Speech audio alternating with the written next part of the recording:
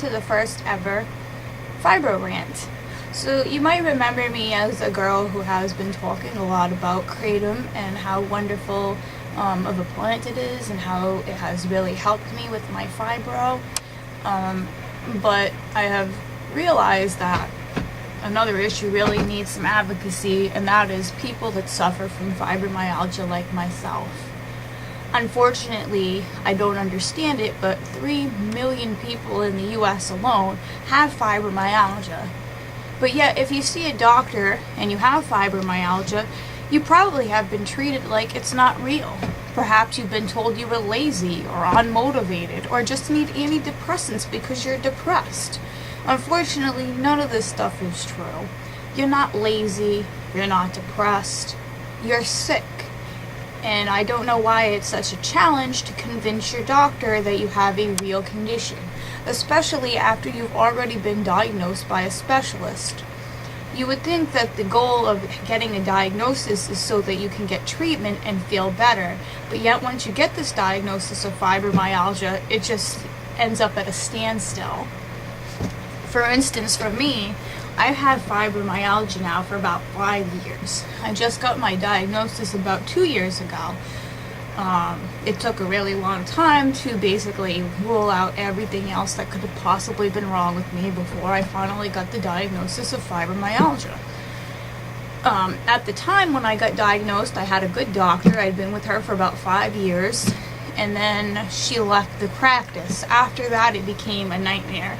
As soon as she left, I had an appointment like a couple weeks later with her replacement. Doctor, looked at me like I had 5 heads because of what medication I was taking, which really to me was no big deal. I was on a migraine medication. I was taking Xanax, and maybe a sleep med. It was nothing like crazy, you know what I mean? I wasn't on, fentanyl patches or something that would, make a doctor go crazy, but yet this doctor was like, oh no, this is all wrong, took me off all my medication, and now it's been about a year and a half, maybe 2 years, and I've been to plenty of other doctors after this, 15 to 20 doctors, and I still don't have any medication. It's crazy. I saw a rheumatologist like 2 weeks ago. And I'm thinking, I finally got in with another rheumatologist, because the one I had before was just simply not helpful. I mean, when I go to a doctor, or anybody goes to a doctor's appointment, you're looking to get help, to get well. And when you go to these appointments and you're basically told, just keep doing what you're doing, and I'm like, well, what I'm doing is clearly not good enough, because I can't work. Some days I can't get out of bed.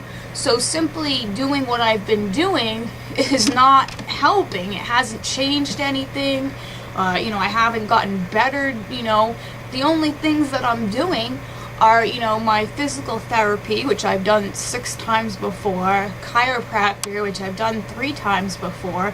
None of these treatments had done anything in the past, and I really don't see why they're still being so relied on to magically cure me good enough to go back to work when they never have before.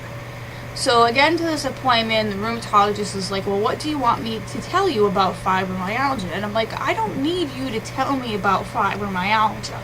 I've read about it, I have books about it, I've been suffering with it for 5 years. Trust me, I know all there is to know about fibromyalgia. I'm here because I want help. I want to be able to go back to work.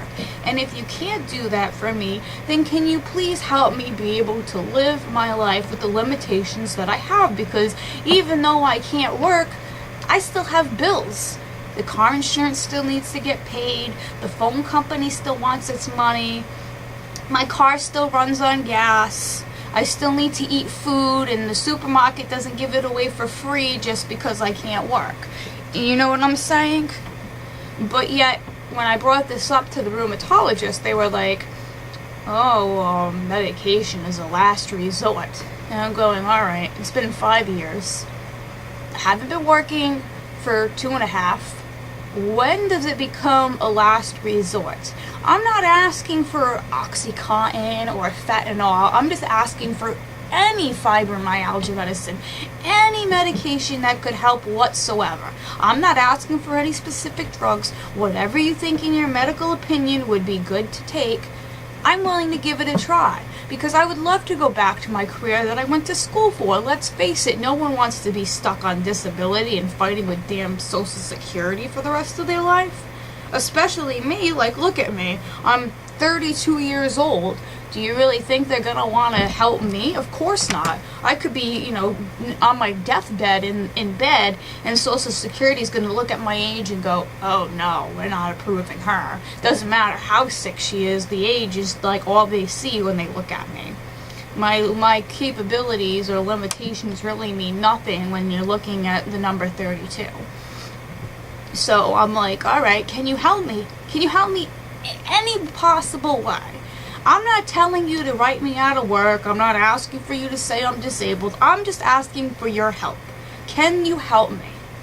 Telling me to keep doing the same thing that I've been doing that has been unsuccessful for years, it doesn't put food on my table. It doesn't change my limitations. It hasn't changed my pain level. What are you going to do for me? And it boggles my mind, because, you go to these appointments and, your insurance company pays a good deal of money to just have a doctor kind of shake their head at you and go, I don't know what to tell you. I'm sorry, there's no treatments that work for fibromyalgia. I'm sorry, there's nothing I can do for you. But oh no, I'm not touching your disability papers because, oh, I'm afraid of that. I don't want to say that, but, I'm not going to help you in any possible way either.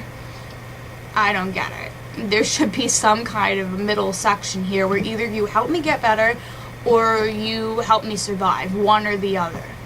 Just like shaking your head at me does nothing for me. When I go home and I can't, let my dog outside, or I can't go to work, it doesn't help me at all.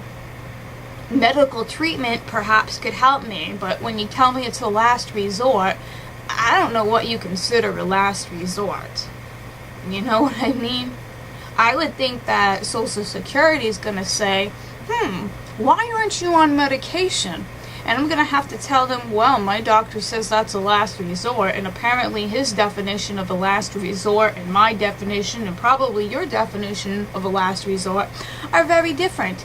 Because apparently, not being able to work is not really a concern for my doctor. Not being able to get out of bed, I guess that's not a concern either. So I really don't know at what point where, I guess if you're in the hospital every single day of the week, then that's good enough. But other than that, I don't know how you meet the, the burden or the standard of, needing it if, you're this sick and you still don't qualify for medical treatment. I don't get it. Trying to get help with fibromyalgia is like trying to pull teeth. It is just so frustrating. You can go to 15, 20, 25, 30 doctors, and they either shrug their shoulders at you, or they tell you you're unhelpable, or you get the lovely, oh, you're just lazy, you just need exercise. I weigh 111 pounds. I don't need exercise. I don't need to lose weight. I'm not lazy. I've never been lazy. Before I got sick, I used to spend 2 hours a day, 5 to 6 days a week at the gym. I was the epiphany of good health. I've always eaten good foods. I've always been into nutrition. There was absolutely no explanation. When people say, oh, only lazy people get fibromyalgia, or only fat people get fibromyalgia, or only old people get fibromyalgia, or people that eat unhealthy, that's a load of crap. You're looking at somebody here who fit the epiphany of good health, who had all good habits, that suddenly, at 25 years old started getting all of these symptoms, and at the time I was still doing everything right.